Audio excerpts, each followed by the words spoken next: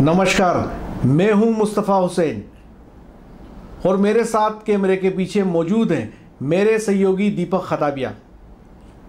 देश में और मध्य प्रदेश में इस समय लोकसभा चुनावों की रणभेरी बज चुकी है।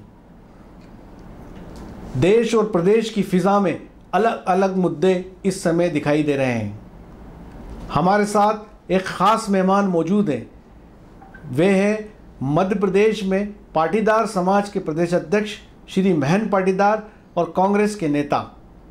आइए उनसे बात करते हैं आगामी लोकसभा चुनाव में क्या मुद्दे होंगे और कौन सी खास बातें होगी जो चुनाव को प्रभावित करेगी। महन जी, आपका स्वागत है। धन्यवाद। मध्य प्रदेश और देश में लोकसभा चुनावों की रणभेरी बज चुकी है। मध्य प्रदेश में कांग्रेस की सरकार बनी 15 साल बाद और अब लोकसभा के चुनाव के मुहाने पार्टी खड़ी है। लेकिन सबसे ख़ास बात यह है कि नीमच मंदसौर संसदीय क्षेत्र, जहां जो आपका कार्य क्षेत्र है और यहां से आपने विधानसभा का टिकट भी मांगा था, और ये वो जगह है जो किसान आंदोलन की ज़मीन है और पूरे प्रदेश में कांग्रेस इस किसान आंदोलन के नाम पे वोट मांगती रही। लेकिन इस संसदीय क्षेत्र में कांग्रेस को करारी हार मिली। क्या कारण मानते हैं आप?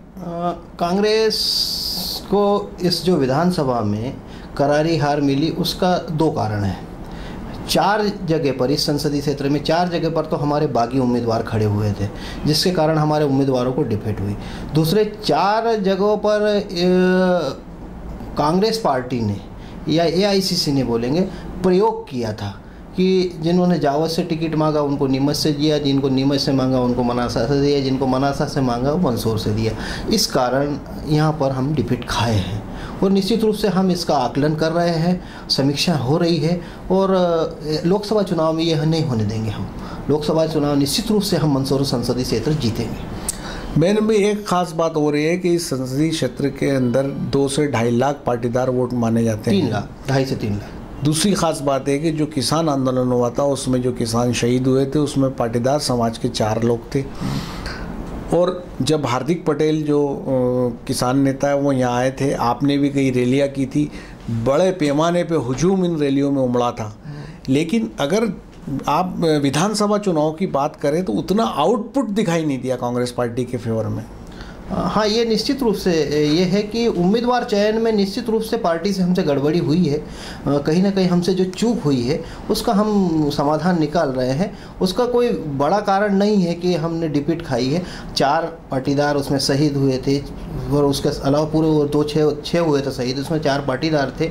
और परंतु जो केंद्र बिंदु था मंदसौर और मल्हारगढ़, तो आप देखेंगे कि मंदसौर संसदीय क्षेत्र में जो मंदसौर ज़िला है उसमें 4 सीट है और चारों सीटों पर व्यापारियों को टिकट दिया गया।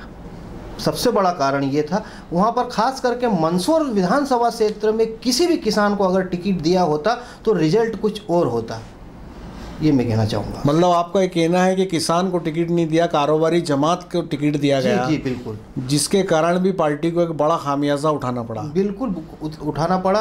कहीं ना कहीं ये पट्टावाद भी चला है। मैं पार्टी का प्रदेश उपाध्यक्ष हूँ, पर उसका खाजियामा भुगतना पड़ा और उसी का हमें हो के हम बहुमत से थोड़े से कमी में रह गए हैं। सरकार हमने बना ली है, पर अगर मंदसौर संसदीय क्षेत्र में टिकट वितरण ढंग से होता और मंदसौर ज़िले में अगर किसान को टिकट दिया जाता तो आप देखते रिजल्ट अलग होता। मेरे में दूसरी ख़ास बात यह है कि लोकसभा चुनाव जहाँ मुहाने खड़े हैं वहाँ एक बात और सामने आ रही है कि महन पाटीदार को कांग्रेस से लोकसभा प्रत्याशी माना जा रहा है। क्या कहेंगे आप इस बारे में? ये मैं जो इस संसदीय क्षेत्र की जनता है और यहाँ के किसान हैं इनको धन्यवाद देना चाहूँगा कि जो चाहती है कि मैं इस लोकसभा क्षेत्र से उम्मीदवार रहूँ कांग्रेस पार्टी से। अब ये कांग्रेस पार्टी को तय करना है कि वो मेरा उपयोग उम्मीदवार के रूप में लेना चाहती है या प्रचार प्रसार के रूप में लेना चाहती है। मैं कांग्रेस पार्टी का एक प्रतिबद्ध सिपाही हूँ और उनका काम करूँ। मैन भाई, लोकसभा चुनाव में कौन से खास मुद्दे होंगे जिनको लेकर आप जाएंगे बीजेपी के खिलाफ? लोकसभा चुनाव में जो मुख्य मुद्दे होंगे वो मुद्दे में एक तो हमारा रफाल का है, जो हमारे राष्ट्रीय अध्यक्ष राहुल जी गांधी ने उठाया है। और रफाल में इन्होंने जो 580 करोड़ से 1600 करोड़ के जो विमान खरीदे और इसका जो गैप आया है, और इन्होंने अपने मित्र अनिल अंबानी जिनको अनुभव ही नहीं है विमान बनाने को, उनको ठेके दिए हैं। एक मुद्दा ये रहेगा। दूसरा ये है कि सरकार की अनाज की आयात नीति, बम्पर मात्रा में अनाज आयात करने से यहाँ के किसानों के वाजिब दाम नहीं मिल रहे, बल्कि ये कहेंगे कि पिछले 5 साल में जो दाम थे, 5 साल पूर्व दाम थे, उससे आधे से भी कम दाम रह गए हैं। सरकार का भ्रष्टाचार, बेरोजगारी, 15 लाख खाते में आना, बहुत सारे ऐसे मुद्दे हैं मोदी जी के जिन्होंने उस पर कोई काम नहीं किया। गंगा सफाई इन्होंने करी नहीं है, 15 लाख दिए नहीं है, उसके 2 करोड़ रोजगार की बात करी थी, वो करा नहीं है काम। ये बहुत सारे मुद्दे लेकर हम जनता के बीच में जाएंगे। बहन भाई, संसदीय क्षेत्र में और प्रदेश में मांग उठती रही है कि किसान आंदोलन के समय जिन लोगों में मुकदमे बने थे भारतीय जनता पार्टी की सरकार में, और ST एक्ट के मामले में जो मुकदमे बनाए गए थे सरकार ने, क्या मध्य प्रदेश की कांग्रेस सरकार इसको वापस लेगी और कब तक लेगी?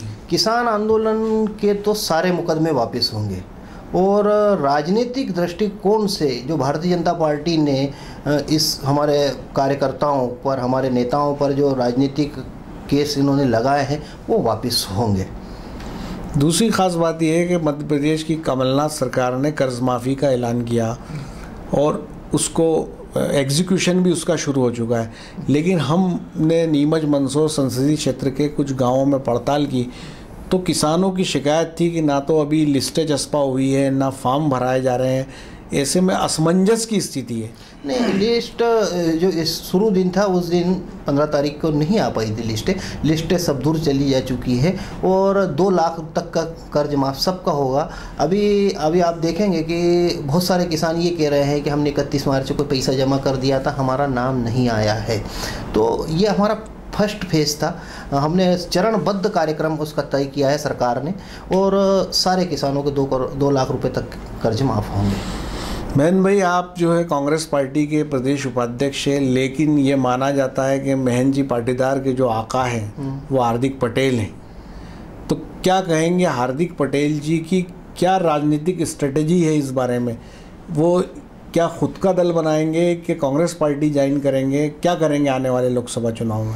हार्दिक पटेल सिर्फ महेंद्र पाटीदार का ही आइकॉन नहीं है, वो इस देश के युवाओं का आइकॉन है।